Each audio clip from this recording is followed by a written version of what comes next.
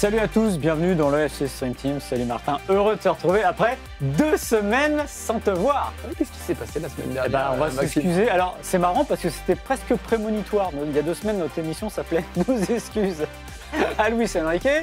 Là, on va faire nos excuses à tout le monde parce qu'on a eu un gros problème vendredi dernier qui ne nous a pas permis d'enregistrer l'émission. Une émission qui était pourtant d'une rare qualité. On a failli la dupliquer aujourd'hui. Ouais.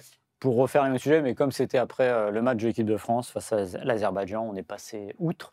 Donc c'est à nous de nous présenter vos excuses. Ouais. Et d'ailleurs, dans nos excuses, j'ai vu que ça faisait réagir notre sujet sur Luis Enrique. J'ai vu quelqu'un qui nous disait, en gros pour les gens, que Luis Enrique était déjà dans le top. Ouais. Mais... Je pense qu'à l'étranger, non, il n'est toujours pas vu à ce niveau-là. Et j'avais même quelqu'un qui me disait, oui, non, mais c'est pas de Guardiola, c'est de Cruyff qui se reconnaît. Oui, et Cruyff se reconnaît Rinus Michels, donc on peut aussi remonter très loin. Mais bon, bref, en tout cas, on voit que ça vous a fait réagir. Donc déjà, on s'excuse. Ouais, on s'excuse. Platement, parce que des problèmes de technique, on va dire. Mais là, comme on est une grande maison, aujourd'hui, le staff est doublé. On sent que ça a chamboulé la chefferie, on va dire. Et donc là, si vous voulez, il ne peut pas y avoir de problème parce qu'aujourd'hui, on a Scorsese et Spielberg. Ouais, là, c'est... Alors, je sais pas quel style on va avoir entre les deux, mais... Moi non plus, mais... Ça peut donner de belles choses. En parlant cinéma, j'aimerais... Je savais que... Non. Voilà. J'aime bien comme il fait. Non, mais... J'aimerais que dans les commentaires, on va commencer un débat, et j'aimerais que dans les commentaires, vous le poursuiviez. Alors, on n'est pas sur du foot, on est sur du cinéma, mais c'est juste cette petite introduction. Ah ouais, on est un peu sur du foot quand même. Maxime nous dit... Enfin, m'a dit... non, attendez. M'a dit... J'attends. Voilà, on préparait l'émission, il m'a dit... la réponse. Timothée Chalamet, c'est une grosse truffe, une pipe. Oh. C'est rien, c'est pas un bon acteur. Non, j'ai dit qu'on en faisait beaucoup avec Timothée Chalamet qui ne me bouleversait pas. Tu n'as jamais trouvé bien dans un rôle, quoi. Non, il me bouleverse pas, c'est tout. Voilà, je trouve qu'on en fait beaucoup. Voilà. Sachant qu'il a vu un film avec Timothée, un film et demi. J'en ai vu. Mais Maxime se permet d'avoir des jugements définitifs sur des gens qu'il connaît à peine. Le mec, il est fan de Timothée Chalamet parce qu'il est né à 30 bornes de chez lui. Mais pas du tout. Mais ça n'a rien à voir. Là, c'est de la mauvaise foi. Et je vous dirai pas où il est politiquement, Martin, mais il est aussi fan de gens qui portent des couleurs qu'il aime. Mais mais ça n'a rien à voir. Timothée Chalamet, viens pas me dire que Call Me By Your Name, il a d'ailleurs une nomination aux Oscars. Oui, ça t'as vérifié tout à l'heure. Il est fantastique. Ouais. Alors, Willy Wonka, c'est un film pour enfants, donc c'est peut-être pas assez bien pour toi. C'est ça, c'est peut-être pas assez bien pour Maxime Dupuis. Tu fais pas une carrière sur Willy Wonka. Ouais, et sur Dune non plus. Non, les films un peu science-fiction, c'est pas là-dessus qu'il y a les meilleurs. Le biopic de Dylan, où il est exceptionnel, il est salué par tout le monde, même pas par Maxime Dupuis. Pourquoi ? Parce qu'il n'a pas vu le film, donc il se permet de juger des gens qu'il ne connaît pas. Voilà. Qu'il ne connaît pas. Voilà. Alors, déjà, des films que tu classes en science-fiction où tu as des grandes performances d'acteurs, il y en a pour ainsi dire pas. Ouais, okay, bon. C'est pas grave. Dis-moi, sors-moi des... Les biopics non plus, il n'y a pas de grandes performances de biopics. Mais je comparais avec Adrian Brody, et notamment The Brutalist, parce que moi, je regarde des films qui sont un peu plus... voilà, quoi. Et Adrian Brody, on a un dans chaque mollet de Timothée Chalamet. Voilà, c'est comme ça, qu'est-ce que je te dise. Dites-nous, vous, ce que vous pensez de Timothée Chalamet, si c'est un grand acteur ou pas. Voilà, globalement, c'est ça. Et est-ce que tu le rentres dans ton top 10 des acteurs actuels, oui, évidemment. Vas-y, tu le mets combien? J'en sais rien, j'ai pas fait un classement, mais je le mets dans le top 5 peut-être. Top 5, mais tu mets qui Tu pars du principe que Robert De Niro existe toujours? Non, existe toujours? Non. Leonardo DiCaprio existe toujours? Oui. Brad Pitt? Oui. Brad Pitt, oui, même si les grands films de Brad Pitt, ils commencent un peu à décliner quand même. Once Upon a Time in Hollywood. Oui, mais ça commence déjà un petit peu. Bon, ok, pour F1, c'est nul. Voilà. Ça, on est d'accord. Voilà. DiCaprio, Sean Penn qui est exceptionnel, qui est formidable dans Un combat après l'autre. On devrait faire... J'adorerais.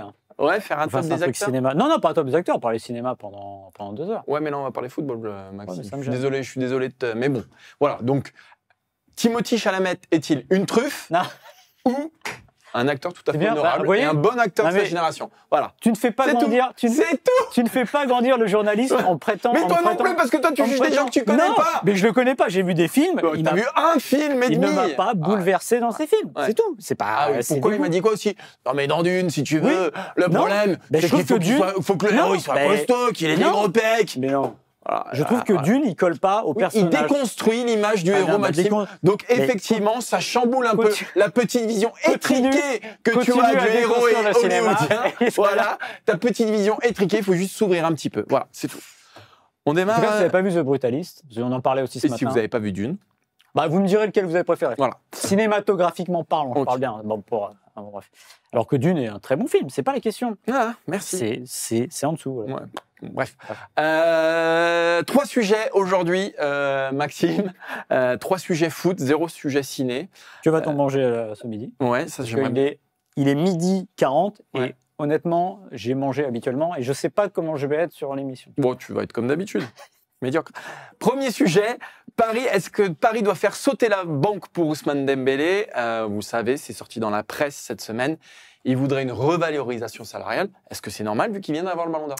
On va parler ensuite de l'OM et de l'interview donnée par Pablo Longoria dans un podcast de Business of Sport, où il a expliqué qu'il a donné plusieurs angles d'attaque sur l'OM, mais qu'il aimerait bien que l'OM gagne un titre dans 5 ans. Est-ce que ce discours, selon vous, est audible? Est-ce que l'OM peut se contenter d'un titre en 5 ans, quel qu'il soit?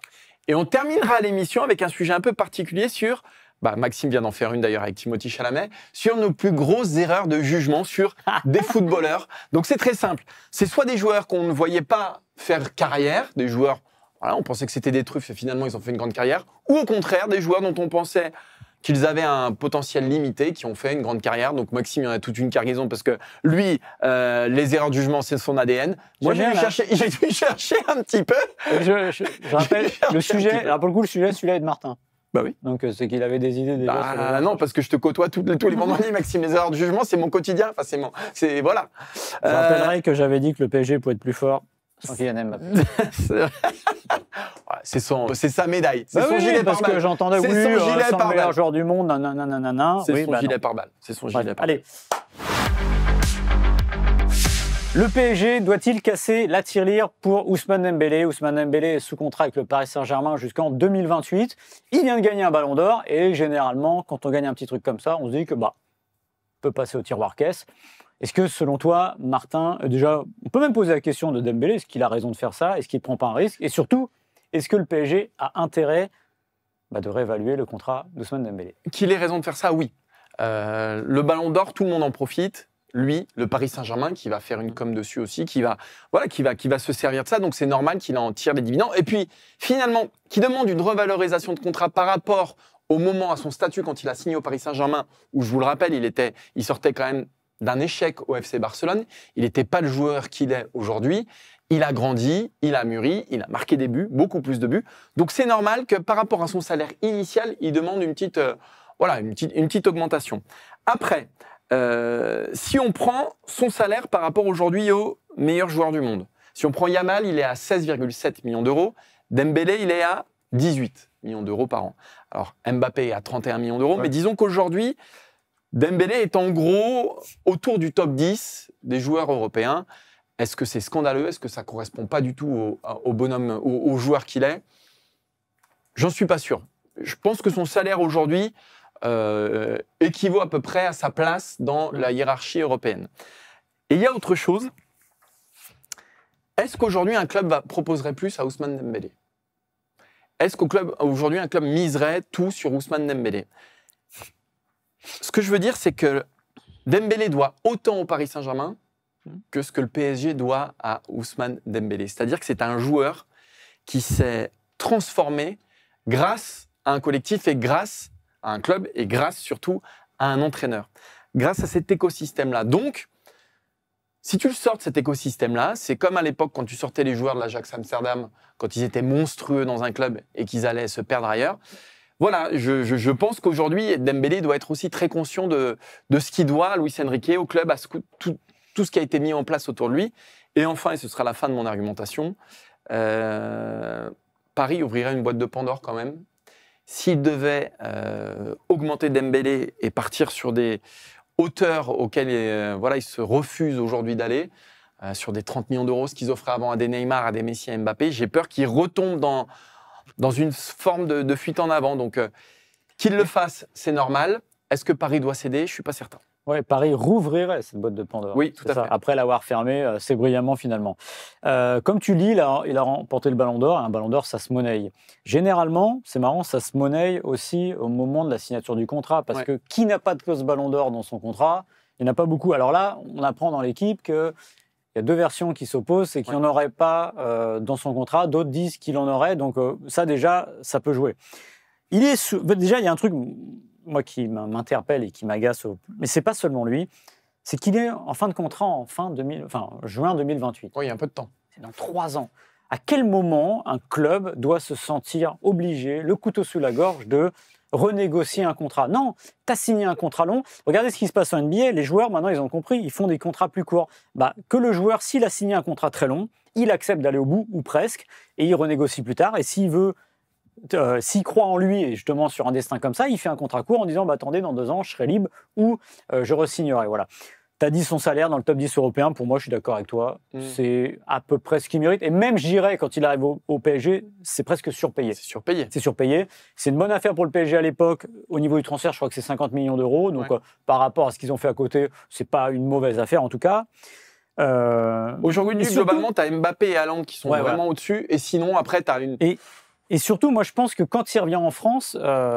moi, j'y vois comme un petit renoncement, c'est-à-dire qu'il a fait Dortmund, le Barça, qui était le club de ses rêves, et finalement, on se dit, bon, il revient en France, on ne sait pas trop à quoi on va avoir affaire. Il faut se rappeler que le Dembélé de l'année et demie avant son explosion dans l'Axe, c'est le Dembélé qu'on connaît, c'est-à-dire un joueur virevoltant, qui a du mal à finir, et qui est, à part les blessures, ça c'était mieux parce qu'il n'y avait quasiment rien, on ne savait pas trop à quel sens jouer. Maintenant, la position du PSG, elle est simple, c'est-à-dire c'est tout simplement le risque et le gain. C'est-à-dire, est-ce que, finalement, le PSG prendra un énorme risque à ne pas accéder aux demandes d'Ousmane Dembélé? Moi, je pense qu'il n'est pas si énorme que ça, parce que déjà, personne n'est irremplaçable. On l'a vu, on le disait avec Kylian Mbappé, et que pas plus Dembélé qu'un autre serait irremplaçable. Moi, je garde toujours dans un coin de l'esprit, peut-être que cette année me donnera tort, qu'il fait une année, 6 mois fou, statistiquement, qu'il n'est pas devenu un buteur du jour au lendemain et que on va redevenir sur un truc un peu plus, peut-être mieux que sur la première année et demie, mais peut-être pas sur les hauteurs de l'année dernière. Il a gagné ce Ballon d'Or, c'est le joueur de l'année vraiment. On n'a pas élu le meilleur joueur du monde, on a élu le joueur de l'année. Donc moi, je pense que le PSG aurait tort d'accéder... après, encore une fois, ça se monnaie, mais je veux dire, si les demandes sont surréalistes... Après, ça peut être aussi une prime au mérite aussi. Exactement. Tu allais le chercher, tu nous as fait gagner la Ligue des Champions. Et tu l'as dit, ça c'est important, le PSG a profité évidemment du Ballon d'Or de Dembélé. Oui. Pour la marque PSG, comme on l'entend, c'est dingue. Et puis le dernier argument qui presque est le plus important pour moi, tu l'as dit. Du moins quand je pourrais parler, c'est tu ouvres la boîte de Pandore. C'est-à-dire que Dembélé a le Ballon d'Or, Hakimi. Pourquoi je n'irais pas une révélation? Neves, pourquoi pas une révélation? Nuno Mendes, Vitinha. En fait, voilà. Donc le PSG a fait sa force du collectif. Là, en fait, dans la construction de ce PSG-là, institution plus forte que les joueurs, il ne faut pas accepter n'importe quoi de quel que soit le joueur. Et en plus, tu vois que avant, les individualités étaient plus fortes que le Paris Saint-Germain, on l'a dit. Et pour ceux qui nous suivent depuis longtemps dans la Stream Team, on l'a rabâché ici. C'est-à-dire qu'il fallait que tu surpayes effectivement des Neymar, des Ibrahimovic, pour qu'ils viennent faire briller ta marque Paris Saint-Germain. Et donc, tu leur offrais des contrats qui n'avaient aucun sens. Pour Mbappé, c'était pareil aussi. C'est-à-dire que c'était le meilleur joueur français. Il fallait que tu l'aies sous la main. Donc, voilà. Aujourd'hui, la marque PSG, le club, est plus grand que chacune des individualités. Le meilleur exemple, c'est ce début de saison, c'est le match face au FC Barcelone. C'est-à-dire que Dembélé n'est pas là, Doué n'est pas là, Marquinhos n'est pas là. Il te manque à peu près tout le monde. Mais ton club gagne et ton club est champion d'Europe. Aujourd'hui, l'institution, le club Paris Saint-Germain est plus grand que chacune des individualités qui la composent. Donc, tu n'as plus besoin d'aller payer un mec 30, 40, 50 millions. Et Dembélé, ce début de saison, nous prouve aussi qu'il n'est pas là. Évidemment que le PSG est plus fort avec lui parce que Luis Enrique a mis des choses en place. Mais ce que Luis Enrique a mis en place est tellement puissant, tellement fort que finalement, si on caricature, on pourrait se dire qu'en enlevant chacune des individualités, en la remplaçant, l'impact est réduit sur la compétitivité de ton équipe. Donc, cet argument-là, il ne va pas en faveur de faire sauter la banque pour Dembélé, tu l'as dit, pour Hakimi, etc. Évidemment que tu as certains des meilleurs joueurs du monde à leur poste et que c'est plus compliqué, effectivement, si Dembélé, Hakimi et les autres s'en vont. Mais malgré tout, il ne faudrait pas céder à cette facilité-là, qui serait, parce que Paris en a sans doute les moyens aussi, qui serait d'augmenter tout le monde et de retomber dans une sorte de, ce que je disais tout à l'heure, de fuite en avant. Mais si tu prends les salaires aujourd'hui, qui est devant Dembélé? Tu as Mbappé, Vinicius, Lewandowski, Kane, Musiala et Salah, globalement. C'est pas illogique, en fait. Pas illogique. Mais en même temps, on ne va pas lui reprocher, je le redis, pas reprocher à son clan et à lui d'aller chercher... c'est un employé. Et Haaland, j'ai oublié, évidemment. Il a surperformé. Il a raison de tenter, voilà. Mais je sais pas si pour le PSG, encore une fois, c'est presque. Ça me fait penser. Alors, l'année dernière, à peu près à la même époque, enfin même un peu plus tard, on parlait du cas PSG, on parlait de Luis Enrique, etc. Et on se disait, mais même, enfin moi, mon argument, c'est de dire s'ils ne sortent pas des poules, c'est pas grave. Enfin, si c'était grave de Ligue des Champions, mais il ne fallait pas changer. C'est-à-dire quand ça allait mal, ne pas changer, parce que s'ils croyaient en quelque chose, ils avaient appris de la patience, c'est essayer de continuer. Ben là, je pense que pour Dembélé, c'est pareil, c'est-à-dire qu'il n'y a pas de raison de changer. Alors l'argument, je pense que le très mauvais argument à donner, ce serait le fair play financier et ces choses-là, parce qu'on nous ressort ça, mais ça fait 14 ans maintenant que le QSI est là, et qu'en fait, le fair play financier, ils s'en foutent un peu, et tant mieux pour eux.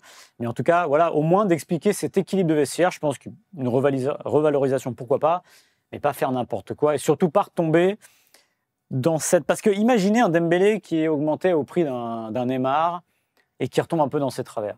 Qu'est-ce qu'on dirait ? Tu passes pour un... Ouais. Voilà, et ils ont pas vu à long terme, etc. Alors qu'on a l'impression justement que le PSG a construit un truc qui est une vision assez saine, au moins sur le long terme.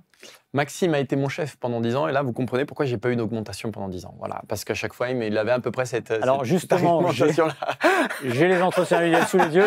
Je vais vous donner les augmentations par an en pourcentage, et à la fin, le salaire. Heureusement, il ne l'est plus aujourd'hui, donc je me permets, ça met un peu de beurre dans mes épinards, et grâce à mon nouveau chef, mes enfants ont des cadeaux à Noël, ce qui n'était pas le cas quand Maxime était le mien. Attention, l'histoire ne s'arrête jamais. On ne sait jamais. On passe au deuxième sujet ? Ouais. Le sujet qui devrait inspirer Maxime, parce qu'il en parle souvent. Pablo Longoria, dans un podcast Business of Sport, nous dit... En anglais, qu'il faudrait que l'OM... Enfin, qu'il souhaite que l'OM remporte un titre dans les 5 prochaines années. Maxime, déjà, qu'est-ce que tu penses de cette déclaration-là ? Je sais qu'il frétille, vous ne voyez pas, mais derrière les jambes, elles tremblent. Et est-ce qu'ils se font le doigt dans l'œil, notre ami Pablo ? Alors, dans cette décla qui a été reprise un peu partout, c'est marrant parce qu'il ne commence pas par ça. Il commence par, en gros, pérenniser le club en Ligue des Champions. C'est un podcast il faut bien penser que c'est un podcast de business. Donc, il parle aussi d'expérience spectateur au Vélodrome, etc. Donc, il se tourne un peu sur le financier.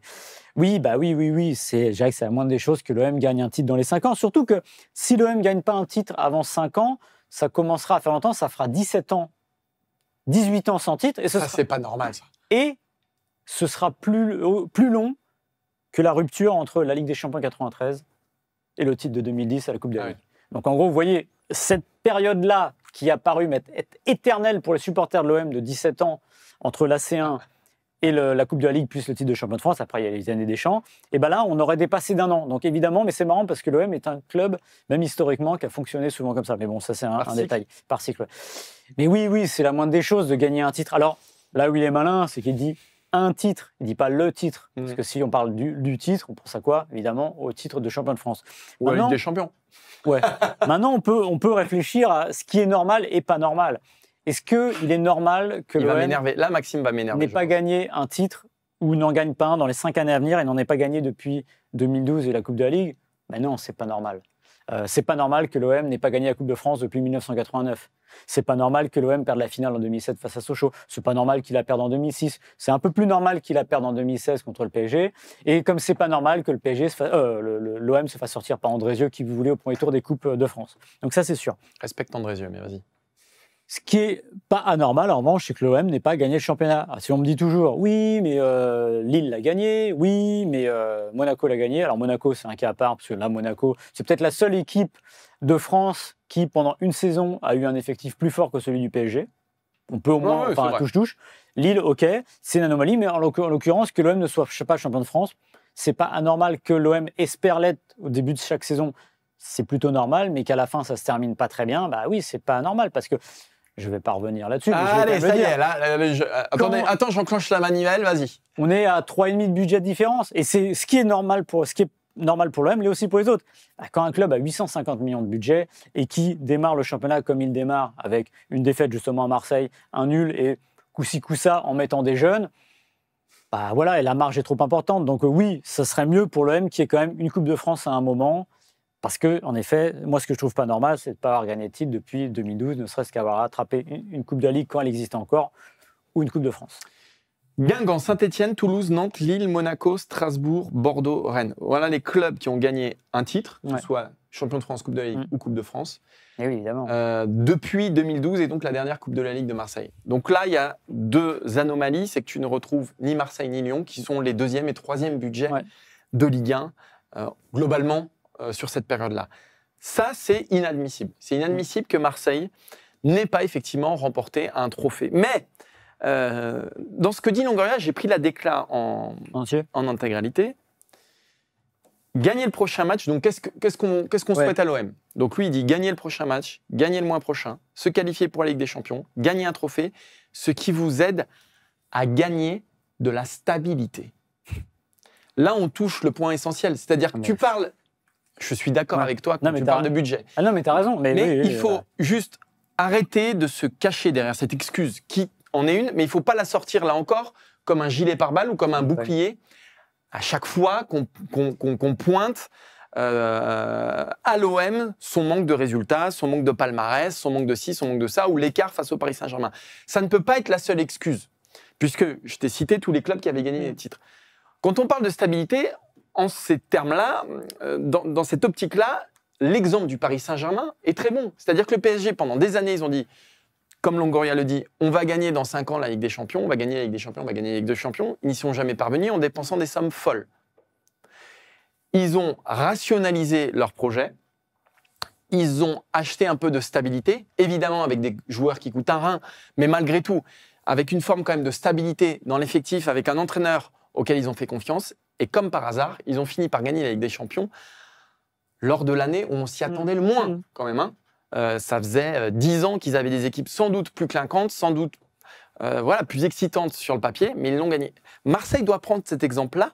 Et quand il nous dit ça apportera de la stabilité, c'est un peu l'hôpital qui se fout de la charité, il se fout clairement de notre gueule, là, le Pablo Longoria. Parce que qu'est-ce qui va se passer l'année prochaine?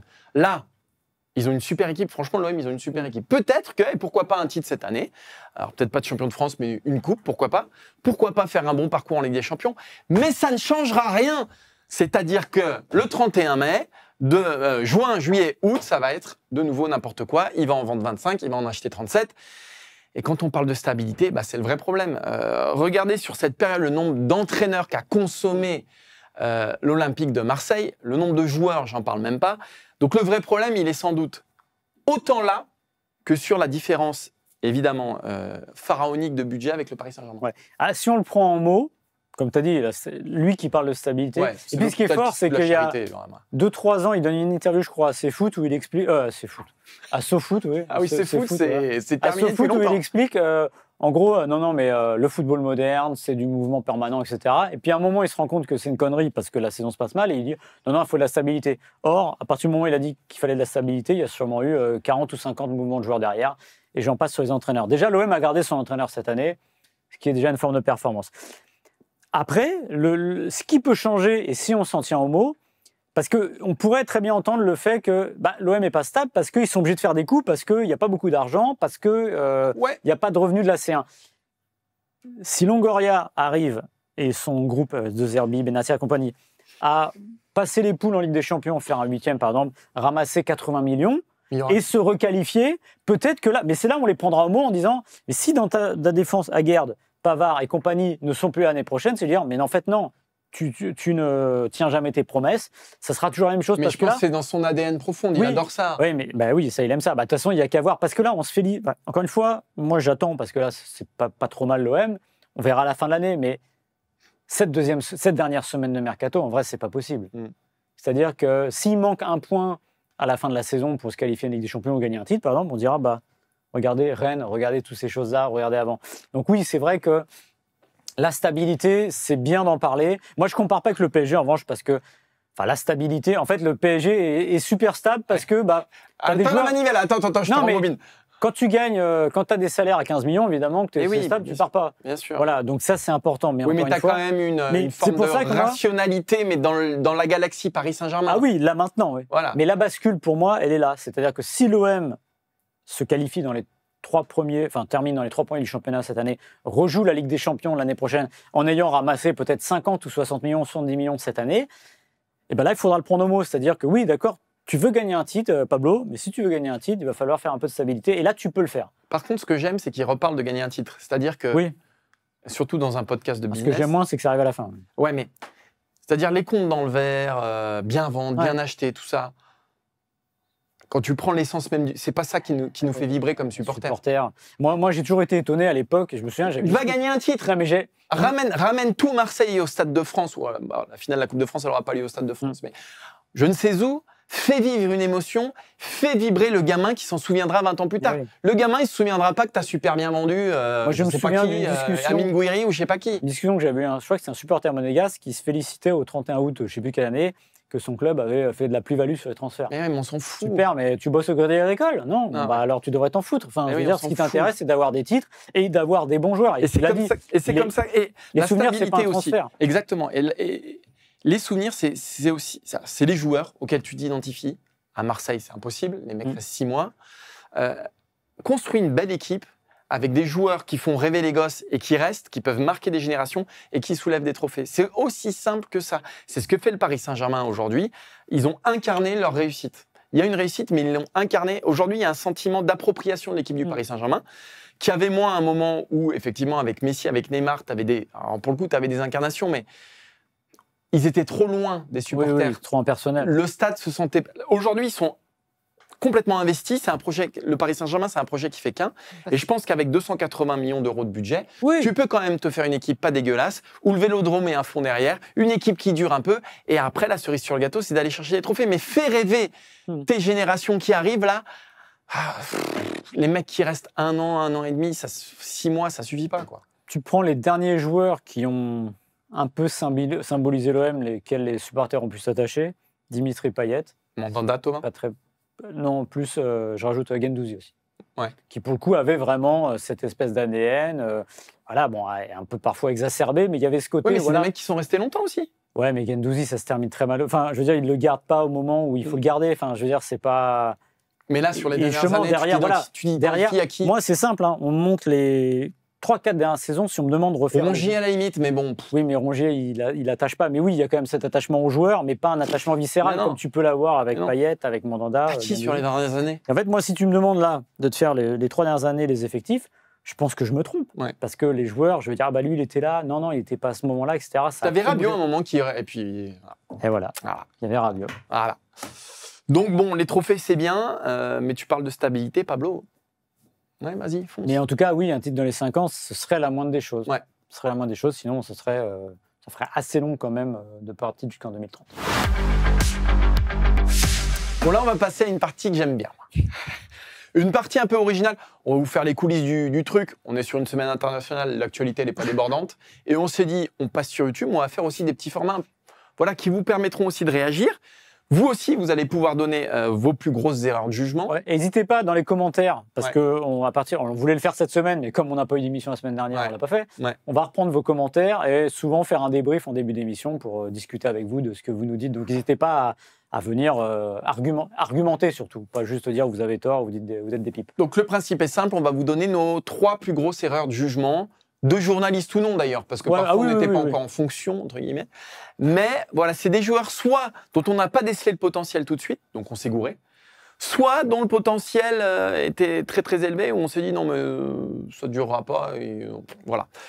Maxime, 3 erreurs de jugement, on en fait une chacun peut-être. Vas-y, allez, c'est parti. Moi je commence par un joueur qui est actuellement en Ligue 1, qui est à Metz, qui s'appelle Benjamin Stambouli. Ouais. Il nous avait cassé la tête avec Stambouli, Maxime. J'étais persuadé que Benjamin Stambouli ferait une immense carrière et qu'il serait international A. Il a 14 sélections en espoir, donc généralement, quand tu es établi comme ça en espoir, la marche est derrière. Je me souviens de ces années à Montpellier, évidemment, il y a l'année du titre, et je me souviens d'une ou 2 actions où je me dis, purée, il est élégant, il a du ballon. Et ça on ne peut pas lui retirer. Il est élégant, il a du ballon. Je crois que c'était un Montpellier-Ajaccio, d'ailleurs, où je le vois remonter le terrain, je me dis, qu'est-ce que je vois là? Je dis, ça ressemble à Laurent Blanc. Ah ouais, c'est pas tout à fait je me souviens de l'avoir rencontré quand il était en espoir, discuter avec lui. En petit plus, crush. Non, mais je trouvais vraiment il cochait toutes les cases. Et puis après, il est parti à Tottenham, ce que j'avoue que j'avais complètement oublié. Ouais. Il a joué, je crois, 12 matchs, quelque chose comme ça. Il a été rapatrié au PSG. En fait, c'est pas le bon moment, il ne faut pas être au PSG à ce moment-là. Tu veux mon avis sur Stambouli? De loin, parce que je n'ai pas suivi. Trop gentil, trop tendre. Ouais, peut-être. Ouais. Tu vois, c'est effectivement le mec un peu élégant et tout, mais pas fait pour les grands clubs. Et c'est marrant, ça fait partie de ces joueurs que je défendais dans la rédaction corps et âme, de se dire, mais ce type-là, il a quelque chose. C'était une obsession. Il a un truc, il est vraiment fort, il va réussir. Et encore une fois, je voyais, alors évidemment, le parallèle avec Montpellier, des fois, il joue un peu derrière Montpellier. Donc je me dis, le milieu de terrain qui peut jouer derrière, qui a un peu de ballon, qui remonte le ballon, je me dis, je ne vais pas dire que ça allait devenir Laurent Blanc, mais je trouvais qu'il y avait une petite filiation. Laurent Blanc l'a eu sous ses ordres Non, il l'a pas eu sous ses ordres, j'ai une bêtise. Mais bon, bref, ça, je me suis planté. Moi, ma plus grosse erreur, et c'est aussi un joueur qui joue en Ligue 1 aujourd'hui, c'est Pierre-Emerick Aubameyang. Quand je l'ai vu débuter, donc il appartenait à l'AC Milan, tout le monde a oublié, mais il a fait quelques mois à Lille, quelques mois à Monaco, puis quelques mois à Saint-Etienne. 6 mois, 1 an à chaque fois. Et techniquement, c'était catastrophique. Mais catastrophique. C'est-à-dire que Aubameyang, ses premiers matchs en Ligue 1, c'est du tir au pigeon. Mais vraiment du tir au pigeon. C'est-à-dire qu'il y a des contrôles compliqués, trop longs, vraiment les pieds carrés. Je me dis, mais qu'est-ce que c'est que ce mec-là ? Sur ses 46 premiers matchs, je crois qu'il marque 6 buts en Ligue 1. Non, mais c'est dramatique. Et en plus, il n'a pas 16 ans, quoi. C'est-à-dire qu'il est jeune, il arrive. Mais tu te dis, à Dijon, il marque 6 buts en Ligue 2. Bon. À Lille, ça ne marche pas. À Monaco, ça ne marche pas. Et les 6 premiers mois à Saint-Etienne, il met 2 buts. Je me souviens, il est prêté 6 mois. Ça ne marche pas. Fait est que ça ne marche pas. Donc à un moment, tu te dis, OK, il fera sa petite carrière en Ligue 2. L'AC Milan n'en voulait plus. Il ne voulait plus en entendre parler d'Aubameyang. Donc je m'étais dit, mais OK, je comprends pourquoi.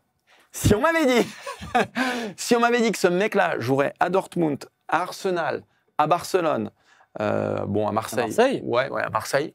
Mais il aurait une carrière absolument gigantesque et qui serait un des meilleurs attaquants sur les 10-15 dernières années, un des meilleurs attaquants du monde. Franchement, j'y aurais pas cru.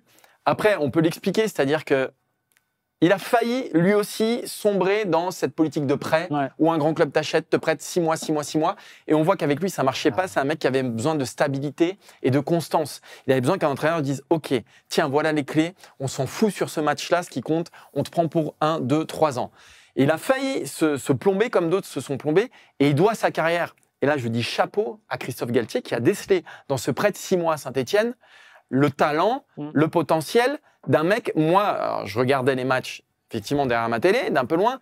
Je me disais, c'est pas possible. C'est pas possible. Pourquoi Saint-Etienne fonce sur ce mec-là? Après, moi, ce qu'on m'a dit, c'est qu'il y avait aussi un jeu avec l'AC Milan qui voulait prendre Ruffier. Saint-Etienne qui aurait dit, écoutez, ne prenez pas Ruffier, on vous prend Aubameyang. Pour vous dire à quel point, à cette époque-là, Aubameyang, personne n'en voulait. Donc, chapeau à Galtier et chapeau surtout à Aubameyang. Quant à moi, honte à moi. Ça me fait penser à des joueurs gâchés par les politiques de prêt. Michy Batshuayi, qui est très bon, mais à un moment, il se fait prêter partout. Et c'est marrant, ces joueurs, en fait, il faut accepter les maturations lentes. Mais oui, et puis qu'un joueur, qu'un attaquant en plus, ait besoin de confiance et qu'on ne lui dise pas, là, ton avenir, il joue sur les 3 prochains matchs. Évidemment qu'il va frapper en l'air et qu'il va frapper dans la tribune et qu'il va faire des morts. Et pas oublier qu'un des 2 meilleurs joueurs de l'histoire du foot français a eu une maturation lente et qu'il faut des fois accepter de ne pas juger à boule pour point. Alors moi, mon deuxième joueur, c'est sur une temporalité assez courte de 1 an et demi, on va dire. Moi, j'étais en poste, je débutais ma carrière, je commençais à suivre l'équipe de France et j'arrive, en fait, après mon premier Euro couvert, Euro 2004, vous savez ce qui se passe, Zidane s'en va, tout le monde s'en va, Lizarazu s'en va, etc. Là, on dit que c'est la fin, en fait, des 98. Et donc, là, tu as le successeur de Zizou, du coup. Pires va quitter l'équipe de France contre son gré, un jour de Il Féroé France, où ça se passe sur le parking avec Raymond Domenech, ça se passe très mal. Et on sait que Raymond Domenech veut faire table rase, etc. Et là, qu'est-ce qu'il fait, Raymond Domenech, après, je me souviens du premier match des éliminatoires au Stade de France, un France-Israël, avec la 3e couronne fermée, c'est-à-dire qu'il n'y avait plus personne. À côté gauche, Evra Roten, qui avait moyennement marché, mais bon, bref, il manque quelque chose.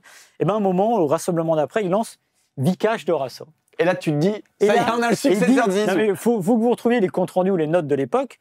Vikash Dorasso, qui joue contre notamment la Suède, je crois qu'il y a la Suisse, etc., où il fait 2 matchs, mais vraiment, où le type au milieu de terrain, il bonifie un milieu de terrain qui n'a plus de créatif, parce qu'il n'y a plus Pires, il n'y a plus Zidane, et le type, il va à des roulettes, il est vraiment... J'aimerais bien lui en parler pour lui demander si c'est pas le moment où il se sent le plus fort, où il se dit, mais là, attention, ça va être moi. Et en fait, on le voit un peu gros comme une maison, parce que, encore une fois, il y a ce vide, malheureusement pour lui, malheureusement pour lui, peut-être heureusement pour la France, il y en a un qui revient, Zidane, mais même à ce moment-là, je me dis, ça peut le faire parce que... il peut peut-être mettre Zidane sur le banc. Non, France-Côte d'Ivoire, le match du 17 août 2005, à Montpellier 3-0 contre la Côte d'Ivoire, le retour de Zidane, eh ben, il est sur le terrain, il joue tout le match. Wow. Donc dans un rôle un peu plus reculé. Et là, on se dit, bon, en plus, tu as un milieu de terrain qui a du ballon, un joueur qui est plutôt Dorasso Zidane, ça nous amène à techniquement. Et le deuxième titre. Pareil, c'est pas Après, mal. Il n'a pas eu une carrière horrible non plus. Ah non, je suis pas en train de dire ça. Non, mais moi, je parle juste de ce moment-là. Et puis, Coupe du Monde 2006, il joue 8 minutes. Il sort son film The Substitute. Et souvenez-vous, je pense son action marquante de la Coupe du Monde, c'est France-Suisse. Je crois qu'il rentre en jeu. Il tire à côté, il est à 2 doigts d'ouvrir le score. Et peut-être ça aurait changé.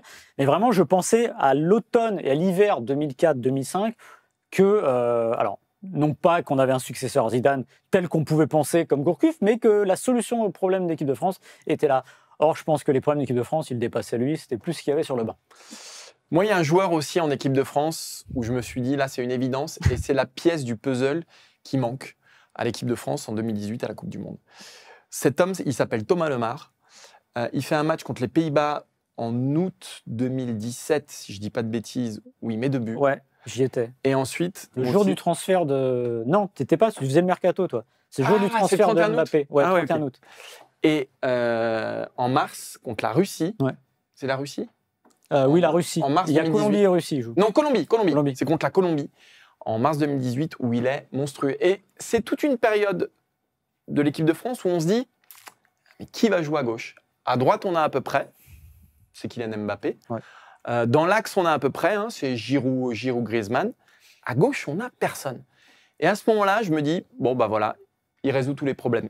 Il sort d'une saison fantastique avec l'AS Monaco, qui restera sa meilleure saison ever, enfin, sauf si maintenant il explose, mais bon, qui restera sa meilleure saison. Et ça fait partie, on en parlait tout à l'heure, de ces joueurs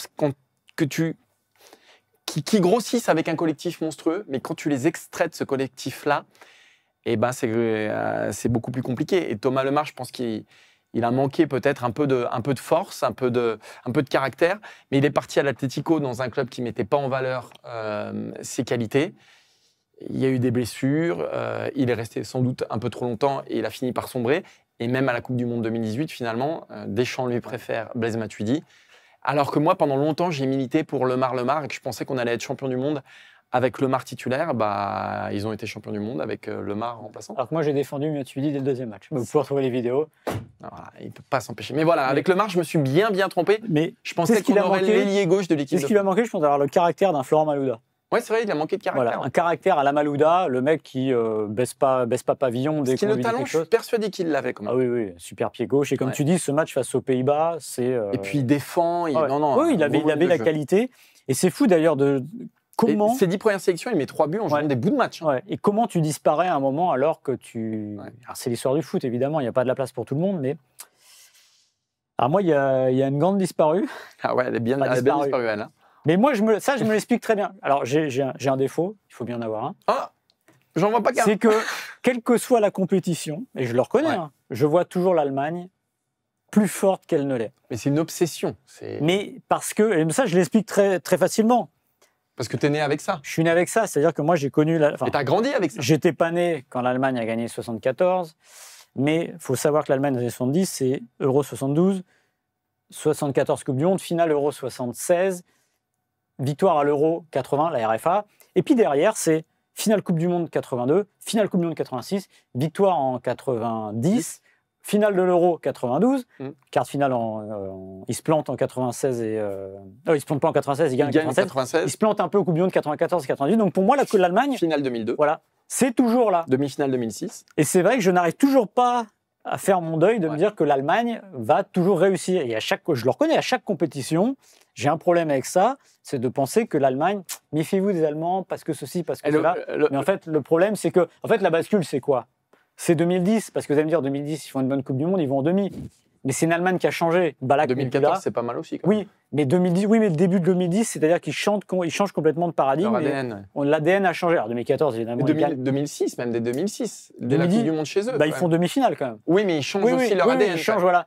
Et je pense que, et j'ai un problème, je le reconnais avec ça, c'est que je ne crois jamais, comme en 2018, que l'Allemagne va se faire sortir au premier tour. Ta boîte à la dernière minute, je me dis non, c'est pas possible. Et nous, avant chaque début de compétition, on lui dit la même chose. On lui dit, mais enfin, Maxime, regarde le 11 là, regarde, prends joueur par joueur. C'est minable. On lui a dit ça en 2018. On lui a dit ça en 2021. Je défends toujours. On lui a dit ça en 2022. Et mais non, mais c'est l'Allemagne, ça passera. Ouais. Ça passera, ça fera demi-finale, ça. Parce que j'ai une vision très collective du football. Bah ouais, mais là... Et là, ça dépasse. Oui, non, mais je le reconnais. Et à l'inverse, alors là, pour le coup, les 20 dernières années me donnent assez raison. Voilà. Je vois toujours le Brésil plus moche qu'il ne l'est. Alors que moi, je le vois plutôt plus beau qu'il ne l'est. Donc c'est un pardon. Mais je tiens à dire un truc. Je l'ai appris, mais vraiment en direct pour l'émission, parce que là, j'ai mon ordinateur. L'Allemagne vient de faire son retour dans le top 10 de la FIFA. C'est pas perdu. Donc je pense que c'est pas perdu pour 2026. Pas perdu. Et moi, je termine avec un joueur, là, c'est honte à moi aussi. J'y croyais pas à ses débuts avec Marseille, c'est Steve Mandanda. Pourquoi ? Parce que quand j'ai vu un gamin de 22 ans du Havre devenir un peu par accident titulaire à l'OM, parce que Carasso, c'était... En fait, il arrive, Carasso se pète, hein, c'est ça, hein, Maxime, je parle sous ton contrôle. Il se pète et il devient titulaire. Un match à Caen qui est très réussi déjà. 22 ans. Ouais. Il vient du Havre. Il a foiré un essai à Aston Villa. Je me dis, le gamin là, il va exploser en vol parce qu'il n'y a pas plus compliqué, je pense, à ce moment-là en France que d'être gardien de l'OM, gardien du PSG, c'est un peu pareil. C'est-à-dire que tu es sur le poste le plus exposé du club le plus exposé de France. Et donc, je n'ai jamais cru, enfin à ses débuts, hein, il m'a très vite fait mentir et je me suis très vite rendu compte qu'on avait, au bout d'une saison, qu'on avait quelqu'un qui avait un caractère qui dépassait un peu mes préjugés. Je me suis très vite rendu compte de ça, mais au départ, je n'y croyais absolument pas. Et même sur ses premiers matchs réussis, je me suis dit ça va finir par craquer Mandanda parce que, en fait, c'était pas dans mon logiciel, ça ne pouvait pas réussir comme ça à Marseille. Et il a prouvé le contraire, et puis il a fait une carrière de 25 ans, il a été champion du monde, etc. Donc, mais je le voyais complètement s'écrouler au bout de quelques matchs. Donc chapeau Mandanda, chapeau Aubameyang et chapeau Lemar. Ouais. Enfin non, pas chapeau Lemar. Lemar, j'y croyais fort. Donc c'est plutôt le contraire. Et Mandanda a fait, avec un caractère complètement différent, il a réussi ce que Barthez a réussi 15 ans avant. C'est-à-dire il arrive dans un club qui est costaud et direct il s'impose. Alors l'un c'était par l'insouciance, l'autre c'était par le talent et le caractère. À 22 ans, t'imagines. Ouais, mais c'est vrai que dès ce match-là à Caen, tu dis... Oh, il a quelque chose, et puis finalement, il a tenu. Et ce qui est marrant, c'est qu'il a eu des hauts et des bas à l'OM, mais ses bas sont arrivés quand même beaucoup plus tard, donc il a eu le temps de s'installer. Ça reste très honnête quand même. Ah oui, ça reste très, très, très honnête. On passe au quiz, Maxime, mais en tout cas, je suis content parce que Maxime qui reconnaît ses erreurs... Bon, je le fais tout le temps. Pas souvent. Mais il n'y en a pas beaucoup, c'est vous avez de la chance. On terminera juste sur un dernier petit truc. Voilà, un dernier petit truc. Parce que là, on dit ce qui n'a pas marché. Dans cette salle, il n'y en a qu'un qui voyait la France championne du monde en 2018. Vous savez qui c'est, mais ça, je vous le dis à chaque émission. Donc voilà, il y a 2-3 petites erreurs. J'ai mis un peu de temps à trouver effectivement les mecs. Bon. Le 16 juillet, il était sur le bus Impérial avec Benalla. Donc voilà, il y a un mec qui, dès 2014, savait qui allait être champion du monde en 2018. Ce mec, c'est moi. Tous les 2 ans, c'est moi, c'est tout. Tous les 2 ans, il dit ça. Ce mec, c'est moi. 2021, l'Euro. On va le cartonner, bam, bam, bam. Pas du tout, non, pas du tout. Je l'ai dit une fois, on a été champion du monde. Allez, on accueille Quentin pour le quiz. Salut messieurs. Comment ça va le plus fervent représentant de la Maison Labiche ? T'es sponsorisé ou quoi ? Non, pas sponsorisé, mais s'ils veulent, qu'ils n'hésitent pas. Voilà. Alors, c'est très bien. Il y a une faute de goût, si je peux me permettre. C'est qu'on voit le t-shirt sous le... Ouais, je sais. C'est le micro. C'est le micro. Voilà, c'est la seule faute de goût. Mais sinon, non, mais on est d'accord. Sinon, c'est impeccable comme d'habitude. Ça me change de Maxime. Merci beaucoup. On prend une petite au passage. Ouais. Ça mange pas de pain. Ouais. Tu voulais dire quelque chose ? La semaine dernière. Ouais. Il était bien ton quiz. Vous en avez parlé déjà ? Non. Non. On a parlé du scandale. Ah voilà. Ouais. Bah oui, j'avais préparé un petit quiz aux petits oignons. Qui était quand même à 90% sur les années 90 finalement. Ouais. Donc qui m'arrangeait bien. C'était les buteurs français face à l'Azerbaïdjan dans l'histoire. Ouais. Alors je l'ai fait à Martin aussi. Je l'ai fait à vous deux. Il y aurait eu match. Oui, il y aurait eu match. C'est sûr. Ouais. Non, je suis sûr. Match, je pense que j'aurais gagné. Mais bon, on va pas... En cocard, je pense que tu l'avais pas. Vous avez envie de jouer, messieurs ? On a envie de jouer, on adore jouer. C'est le meilleur moment de l'émission. On adore jouer. Messieurs, c'est le retour de la Ligue des Champions la semaine prochaine. Ça devient une habitude. Ouais. Et notamment un match Monaco-Tottenham. Monaco-Tottenham, mercredi à 21h en Ligue des Champions. Alors, on va jouer avec les Français de Tottenham. D'accord ? Et vous allez jouer à une petite nouveauté. Une petite nouveauté. Le jeu de la mosaïque. Ou le jeu du pixel. Ah oui, Une photo pixelisée va apparaître à l'image et petit à petit, progressivement, il y en a tant que ça des Français de Tottenham, t'as genre... Elle va se dépixeliser et dépixeliser. Voilà. Et le premier de vous deux qui trouve le nom en premier marque un point. Vous allez jouer en simultané, d'accord ? Ah donc c'est pas le premier de nous deux alors qui marque un point. Oui. Le premier à 5.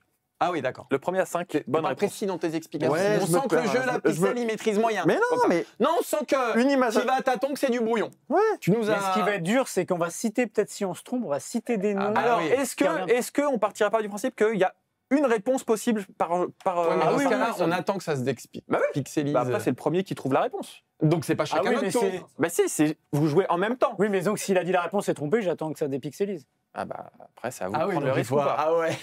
Oui. Oui, mais une fois que c'est dépixelisé, c'est pas facile à dire. Il y a l'image complète. Ouais. Donc, une erreur équivaut à un point pour l'autre. Ouais. Bon, son jeu, c'est de la merde, on va se le dire. J'en ai 4. On y va. Bon, on va voir. Allez, vas-y. On est prêt? J'ai 5 Français, moi. Première photo. Ce qui fait pas énorme, hein? Ah ouais, en effet. Ah oui, c'est bien pixelisé, là. David Ginola. David Ginola. Oh, bien joué, Maxime. C'est pourquoi je l'ai reconnu? 1-0. C'est le maillot. Vous avez compris le principe? Ouais. Merde, c'était un des 3 Français que j'avais. Mais moi, j'en ai 5, là. Mais bon. Allez, c'est parti, photo suivante.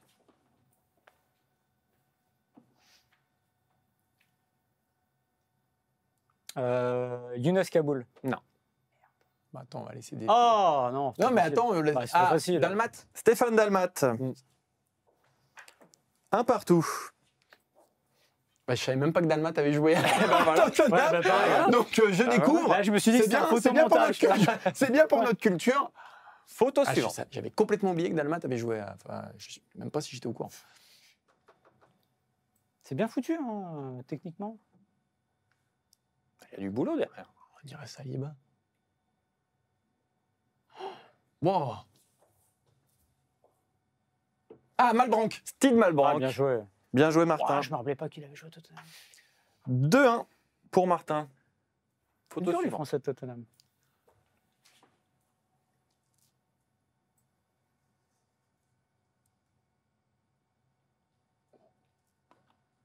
Attends, on dirait. Kaboul. Younes Kaboul. Excellente réponse. Ah voilà, tu vois. 3-1. Bravo, Martin. Tu le détaches. Viltord. Non. Ah, mais non, il ressemble à Viltord. Photo suivante.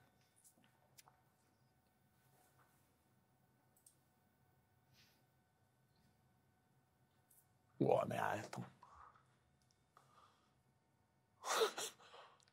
C'est bien fait en tout cas. Hein. C'est pas William Gallas? William Gallas, excellente réponse. Bien joué, Maxime. 3-2. On continue. Ah là, c'est impossible. Tu aurais pu nous épargner ça. C'est pour monter le suspense. Eh oui. Alors.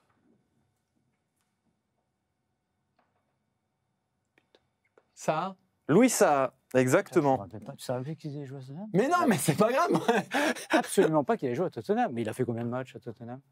Attention, on est déjà sur des balles de match là pour Martin. Est-ce que tu avais reconnu ça ou pas quelque part? Non, pas encore. Parce que moi, je dis des mecs que je sais même pas qui. Non, Dalmat.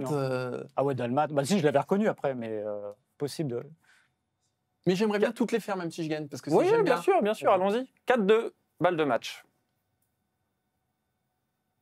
Hugo Lloris. Alors, on me dit en régie, c'est Maxime. Oh, ben...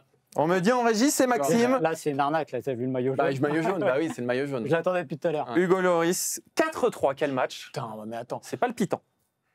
Photo suivante. C'est plus dur. Ah. Oui, Capou. Étienne Capou. Magnifique. Étienne Capou, bien sûr. Bravo. Bravo. On est à combien? Une 9 là? 5-3. Ouais, ça fait 8. Alors, il nous en reste 4. Pour le plaisir, Lloris, on lui donne. Hein. Je ne vais pas chipoter. Pour le plaisir, on se fait les 4 derniers.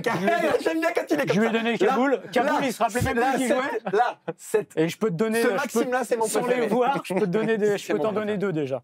Là, c'est le Maxime Prime. Ouais, je peux t'en donner 2 sans les voir. Mais on s'en fout, c'est pas le jeu. On s'en fout, c'est le jeu. Mais c'est pas le jeu. Il ne comprend pas que c'est pas le jeu. Allez, les 4 dernières pour le plaisir. Pour le plaisir, Maxime. Là, on peut.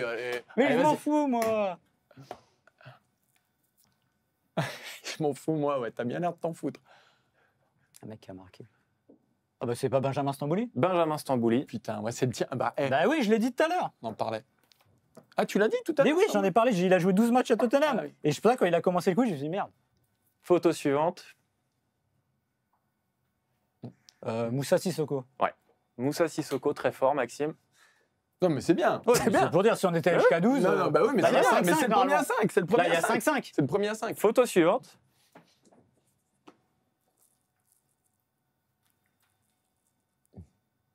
Tanguy Ndombele. Ouais. Tanguy Ndombele, attention, le dernier. Bah, il en reste un que je connais. Vas-y. Clément Langlais. Oui. Clément Langlais. Voilà, donc c'est quand même une leçon. On peut aller jusqu'à 12. Et on peut aller jusqu'à 30, jusqu'à 50, jusqu'à 120 si tu veux. On peut aller jusqu'à 120. Hein. J'aurais pas dû donner Younes Kaboul. Ouais. Sinon, j'aurais quand même gagné. Je ne me rappelais plus qu'il y avait pas de problème. Pas de problème. Voilà. Ça vous a plu? Mais oui, vous avez regardé. Ce que j'aime, c'est ça. Mais moi, je me suis amusé. Par contre, j'ai beaucoup aimé. Oui. C'est bien. C'était plus simple à jouer qu'à expliquer. Oui, parce que ton explication était fumeuse. Ouais. Je me suis dit, on va droit dans le mur. Et non, c'était très bien. Merci. C'est très bien cette petite pixelisation. Mais il n'y a que Lloris qu'on a trouvé tout de suite. Eh oui. Bah oui, mais ça, de toute façon, on l'attendait tous, hein, le maillot d'une couleur différente. C'est un peu le mec le plus connu qui jouait à Tottenham. Merci Quentin. Merci messieurs. Merci Maxime. On se retrouve la semaine prochaine. Avec plaisir. J'espère. On espère. On touche du bois. À la semaine prochaine. Et puis merci. Merci la vie. Merci la vie. Merci la vie. Merci de nous suivre sur YouTube. Et à manger. Et bon appétit. Ciao, ciao. Salut. Ciao.